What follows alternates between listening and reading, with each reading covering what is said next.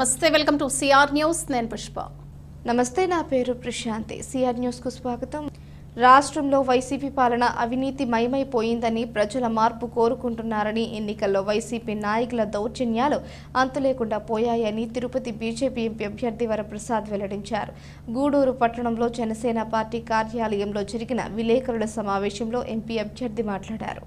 గూడూరు పట్టణంలోని జనసేన పార్టీ కార్యాలయంలో జరిగిన విలేకరుల సమావేశంలో తిరుపతి బీజేపీ ఎంపీ అభ్యర్థి వరప్రసాద్ మాట్లాడుతూ, రాష్ట్రంలో వైసీపీ ప్రభుత్వంలో అవినీతి అక్రమాలు మయం అయిపోయిందని, చిల్లకూరు మండలంలో సిలికా అక్రమ రవాణా వల్ల వ్యవసాయ భూములు, పేదల నివాసాలు పోతున్నాయని అనేక సార్లు ముఖ్యమంత్రి తెలియజేసినా పట్టించుకోలేదని అన్నారు. ఎన్డీఏ కూటమి అధికారంలోకి వస్తే సిలికా అక్రమ రవాణాను అరికడతామని అన్నారు. మొన్న జరిగిన ఎన్నికల్లో చిల్లకూరు మండలంలో వైసీపీ నాయకులు టీడీపీ నాయకులపై దాడి చేయడం అమానుషమని పేర్కొన్నారు.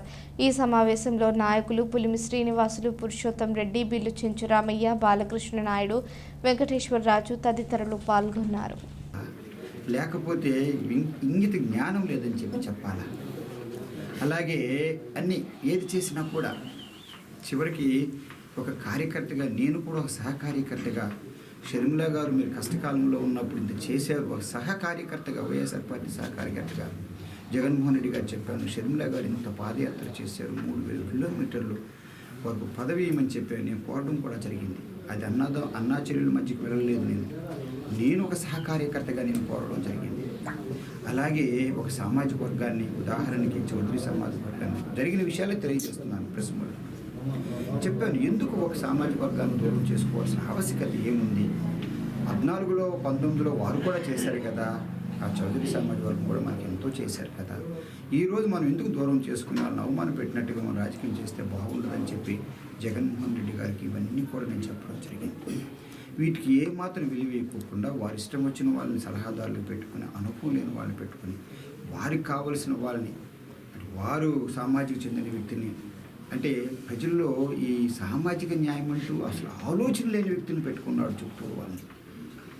ఎందుకు ఉదాహరణకి సజ్జల రామకృష్ణ గారు ఏ రోజన్నా ఎన్నికల్లో గెలుస్తుంటే ప్రజల సాధక బాధలు తెలుస్తాయి. సాయిరెడ్డి గారు ఏ రోజన్నా ఒక ఎన్నికల్లో మీరు గెలిచుంటే సాధక బాధలు తెలుస్తుంటాయి. లేదా మీరు ఎప్పుడన్నా ఒక పదవిలో, ప్రభుత్వ పదవులు ఎప్పుడన్నా చేస్తుంటే, ఒక ఐఏఎస్ ఆఫీసర్గానో లేదా ఒక తహసీల్దార్గానో ఎప్పుడైనా చేసుంటే తెలుస్తుంది.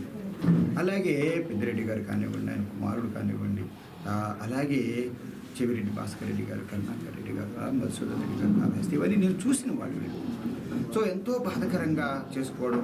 ఇక్కడ చూస్తేనేమో వారికి కావాల్సిన వాళ్ళకే సిలికాన్ మైండ్ ఇవ్వడం, క్వార్ట్స్ మైండ్ ఇవ్వడం, శాండ్ చేయడం చాలా బాధకరం అనిపించింది. అందుకని ఎలా తయారంటే సమాజంలో మార్పు కొరకు ఎదురు చూస్తున్నారు ప్రజలు. ఈ విషయంలో మాత్రం చంద్రబాబు గారికి చేతులు జోడించి నమస్కారాలు తెలియచేయాలి. వారితో నాకు పెద్ద సన్నిహితం లేదు. గత 12 సంవత్సరాలుగా పార్టీ విశ్వాసం కొరకు అని చెప్పి అలా వైఎస్ఆర్ పార్టీలో ఉన్నాను. చంద్రబాబు గారు ఔన్నత్యం నేను చూడాల. చాలా అనుభవవంతులు. మనస్ఫూర్తిగా నేను తెలియజేస్తున్నాను. గెలుపోవటంలో పక్కన పెట్టుకున్నాం. ఎంత పెద్ద గొప్ప మనసు అంటే ప్రతి ఒక్క దానిలో కూడా నేను ఇప్పుడే పార్టీ నుంచి వెళ్ళినప్పుడు కూడా పద్ధతిగా నా వయసుకు నాకు గౌరవం ఇవ్వడం, ప్రతి చోట కూడా తెలుగుదేశానికి ఎన్నో ఓట్లు పడతాయో అలా విధంగా బీజేపీ క్యాండిడేట్ కూడా పడాలని చెప్పడం, ఈ పద్ధతిగా ఎందుకు వీళ్ళిద్దరూ ఒక ఏ ఉద్దేశంతో వచ్చారంటే చంద్రబాబు గారు, పవన్ కళ్యాణ్ గారు, ఇది చాలా ఆవశ్యకత. ఈ విధంగా జగన్మోహన్ రెడ్డి గారు ప్రజాస్వామ్యకి వ్యతిరేకంగా వారు నిధులు మాత్రమే కాకుండా ప్రజాస్వామ్యంలో ఉన్న అన్ని నిధులు కూడా, ఒక సర్పంచ్ నిధులు వారే తీసుకోవడం, కేంద్ర ప్రభుత్వం నుంచి వచ్చిన వారే తీసుకోవడం, మండల నిధులు వారే తీసుకోవడం, మున్సిపాలిటీ జనరల్ ఫండ్స్ వారే తీసుకోవడం, కార్పొరేషన్ తీసుకోవడం చేసేసేసి నేను చేస్తున్నాను నాకు ఓటు వేయమని చెప్పి బడుక బలహీన వర్గాలను తప్పుదారి పట్టించారు. 13వ తేదీ జరిగిన పార్లమెంటు, అసెంబ్లీ ఎలక్షన్లో అందరూ ఓటింగ్కి పాల్గొన్న గూడూరు నియోజకవర్గం ప్రజలందరికీ ధన్యవాదాలు తెలుపుకుంటున్నాను. ఈ ఎలక్షన్లో మరి వైకాపా నాయకులు అరాచకానికి, దౌర్జన్యానికి అంతు లేకుండా పోయింది. వాళ్ళ దౌర్జన్యాన్ని అడ్డగించినందుకు మా కార్యకర్తలని కొట్టి వాళ్ళని చాలా ఇబ్బందులు పెట్టి ఈరోజు ప్రాణాపాయ స్థితిలో ఎంతమందో కార్యకర్తలు ఉన్నారు. ఈరోజు మా ఎమ్మెల్యే గారు కార్యకర్తల దెబ్బతిని మద్రాసు హాస్పిటల్లో ఉంటే వాళ్ళని అనుమతించడానికి వెళ్ళారు. కానీ ఈ అరాచకం ఇంకా ఎంతకాలం ఉండదని ప్రజలు భావించి మంచి నిర్ణయం తీసుకొని మంచి వాళ్ళకి ఓట్లు వేసుకుంటారని భావిస్తూ సెలవు తీసుకుంటారు. 13వ తేదీ జరిగినటువంటి సార్వత్రిక ఎన్నికల్లో ఇప్పుడు తెలుగుదేశం నుంచి డాక్టర్ పాసం సునీల్ కుమార్ గారు శాసనసభ్యులుగా, అదేవిధంగా బీజేపీ నుంచి డాక్టర్ వెలగపల్లి వరప్రసాదరావు గారు ఎంపీగా పోటీ చేసిన విషయం మనందరికీ తెలుసు.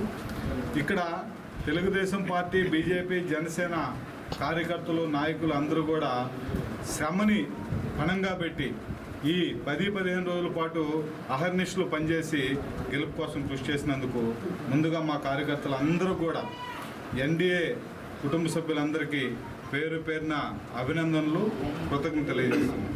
ఇకపోతే ఎన్డీఏని ఆదరించే దానికోసంగా దేశ విదేశాల నుంచి, అటు అమెరికా నుంచి అయితేమి, ఇటు హైదరాబాదు, ఢిల్లీ, బాంబే, కలకట్టా, అదేవిధంగా బెంగళూరు, చెన్నై, ఇటువంటి అనేక ప్రాంతాల నుంచి వేరే వాళ్ళు చెప్పిన దాని ప్రకారం సంక్రాంతి పండుగకి ఆంధ్రప్రదేశ్కి ఏ విధంగా అయితే జనాలు వస్తారో ఆ విధంగా యువత ఎవరైతే ప్రొఫెషనల్ దీంట్లో ఉన్నారో ఐటీ ఉద్యోగస్తులు అందరూ కూడా తమ కుటుంబాలతో సహా ధర్మం వైపే నిలబడ్డారు. వైసీపీ చేసిన అరాచకాలను కూడా ప్రజలందరూ గమనించారు ఎలక్షన్లో. అలాగే పార్టీ కార్యకర్తలు, ఏ పార్టీ కార్యకర్తలైనా కూడా ఈరోజు టీడీపీ కార్యకర్తల పైన దాడులు జరిగాయి. అలాగే కొంతమంది బీజేపీ కార్యకర్తల మీద కూడా కొంచెం దాడులు జరిగాయి. ఏ కార్యకర్తలైనా కూడా పార్టీలకి వెన్నుముక్క లాంటి వాళ్ళు. అలాగే అంబేద్కర్ గారికి ఏం రాశారంటే రాజ్యాంగంలో స్వచ్ఛందంగా ఓటు వేయాలని ప్రతి ఒక్కరికి రాజ్యాంగం కల్పించి ఓటు వేయమని చెప్పారు. సో ఆ ఓటు వేసేదానికి కూడా స్వేచ్ఛాయుతంగా ప్రజలు వెళ్ళి ఓటు వేసేదానికి కూడా వైసీపీ నాయకులు భయాందోళనకు గురి చేశారంటే ఇది ఎంతవరకు కరెక్టు? ప్రతి ఒక్కరు కూడా సోషల్ మీడియా ద్వారా కావచ్చు, అలాగే విజువల్స్లో చూడొచ్చు, అలాగే ప్రత్యక్షంగా చూసిన ప్రతి ఒక్కరు కూడా ప్రజలందరూ మారారు. ఖచ్చితంగా మా కూటమి ప్రభుత్వానికి ఓటు వేశారు. అలాగే మా జనసేన నుంచి మేము విస్తృతంగా కూడా కష్టపడ్డాం. ఈరోజు నేను మా జనసేన నాయకులకి, కార్యకర్తలకి, వీరమహలకి కృతజ్ఞతలు నమస్కారం. ఈరోజు ప్రజల కోరిక మేరకు ఈరోజు ఉన్నత స్థాయిలో పనిచేస్తున్న అధికారులను కూడా మన ఎన్నికల కమిషనర్ ఏదైతే ఉందో చాలా బాగా స్పందించి వెంటనే రిపోర్ట్స్ మనం ఆన్లైన్లో పెట్టగానే రాష్ట్ర డీజీపీని, ఎస్పీలని, కలెక్టర్లని ఎక్కడైతే అనుకూలంగా చేస్తుందో వాళ్ళందరినీ వెంటనే స్పందించి వైఎస్ఆర్సీపీ పార్టీకి అనుకూలంగా చేస్తున్న అధికారులందరినీ వెంటనే స్పందించి ట్రాన్స్ఫర్ చేసినందుకు వాళ్ళకి కేంద్ర ఎన్నికల కమిషనర్కి, రాష్ట్ర ఎన్నికల కమిషనర్కి ప్రత్యేక ధన్యవాదాలు తెలియజేస్తున్నాను.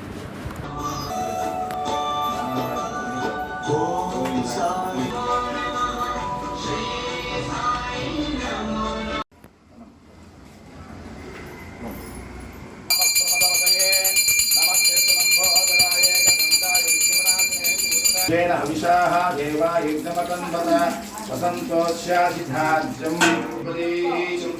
काशीकान्तं दिवा पूरी धारवती जीवा सत्यक्षमोक्षदायकाः सदा निम्बवृक्षस्य मूलादिवासा सुधास्राविनं तिक्थमक्तप्रियन्तं तरुं कल्पाधिवृक्षकं साधयन्तं नमां ददतुः अनिदानकल्पयन्मा मुखं जनस्य कौभाः विश्रामयोपमहस्तानभूज्येद्दातनः मेहरणाय दक्षते शिवतमानश्वतश्वभाने देरवमातरः तस्माः अरङ्गमदेक्षामोक्षदायक हरिः ओं शा आसीदन्तरिक्षो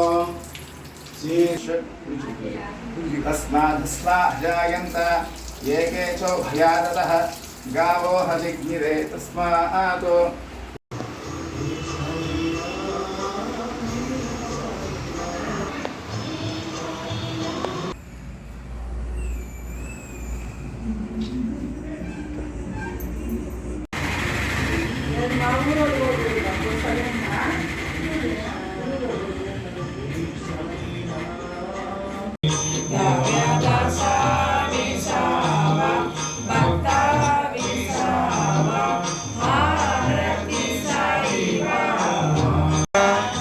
जलप्रासी निद्रामाहुरदेसी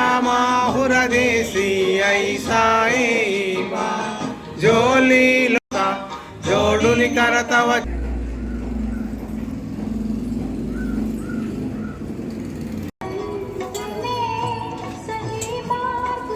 पुंडालिका जागा भाव पुंडालिका जागा याहो अवघे जना करो बाबान श्रीवंद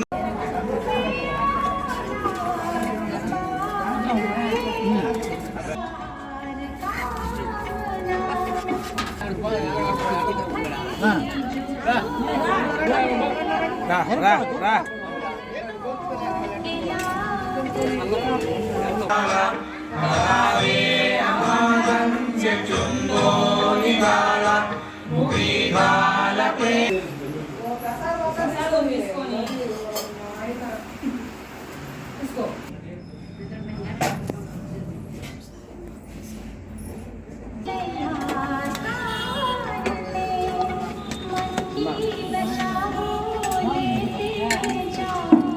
ఈ వార్తలు ఇంతటితో సమాప్తం. తిరిగి ప్రసారమయ్యే సిఆర్ న్యూస్లో మళ్ళీ కలుసుకుందాం. అంతవరకు సెలవు. నమస్కారం.